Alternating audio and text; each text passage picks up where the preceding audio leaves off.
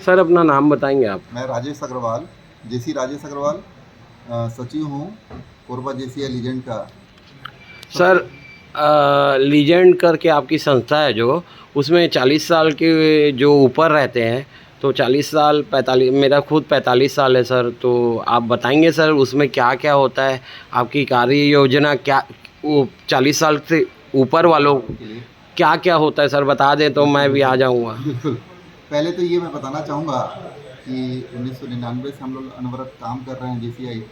तो एक समय जाने के बाद जब वो जेसी का मेंबर जब 40 साल से ऊपर का हो गया, जी तो कहीं ना कहीं ये हम लोग किसी भी तरह से समाज सेवा और व्यक्ति के विकास की संगठन से जुड़ा रहना चाहते थे। तो और विचार किया गया, तो भारत में सबसे पहले कोरबा शहर में 40 साल से ऊपर की जो जेसिस मेंबर हैं, पहले जेसिस मेंबर होना जरूरी है, उसके बाद ही आप उसमें जेसीआई लीजेंड का सदस्य बन सकते हैं।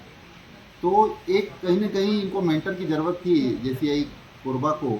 और एक हम लोग जो 40 से ऊपर हो रहे थे, वो लोग संस्था के द्वारा कुछ समाज सेवा करना चाहते थे। तो ये सब लोग जितने पुराने जेसीआई मेंबर हैं, वो लोग इकट्ठा हुए।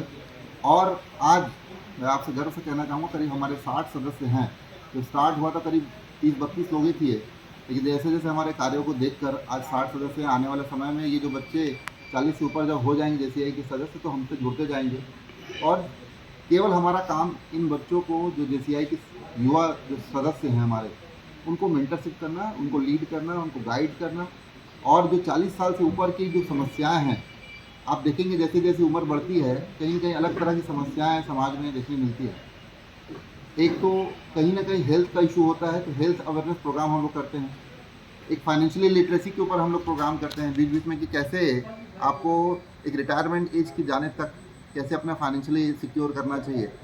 और कहीं ना कहीं मनोरंजन की कमी होती है जैसे जैसे उम्र बढ़ती है, तो ये एक हम लोग मिल के मनोरंजन और स्वास्थ्य सेवा और वित्तीय जो साक्षरता है, उसके ऊपर हम लोग मिल के काम करते हैं। सर, ये जो स्थल कहाँ करवाते हैं आप, उसकी जानकारी दे दीजिए। ये अलग अलग जगह पे हम लोग कार्यक्रम रखते हैं। अभी हमारा जेसी भवन तैयार हो रहा है, ये आपको बताना हम लोग आज मीटिंग में बोलना भूल गए। सबसे बड़ी हमारी जो उपलब्धि है वो जेसी भवन है।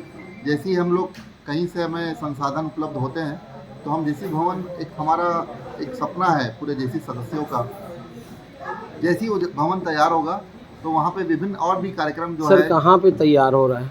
जेसी भवन इसी रोड पे आगे पे है, अच्छा। इसके जस्ट पीछे जो हमारा जो जेसी भवन है, आकाश होटल के पीछे ही है जस्ट। आकाश होटल के पीछे जो एक और होटल है वहाँ पर स्थित है।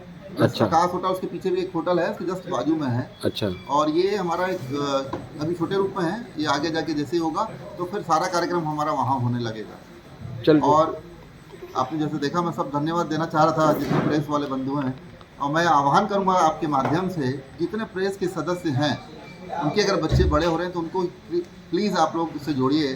और आपको फ़र्क दिखेगा कि कैसे एक बच्चा अगर जेसीआई में है और एक बच्चा जेसीआई में नहीं है, तो उसको 10 साल 8 साल बाद आपको समझ में आएगा क्या अंतर उस बच्चे में आता है। तो आज के कार्यक्रम का यही उद्देश्य है। धन्यवाद सर।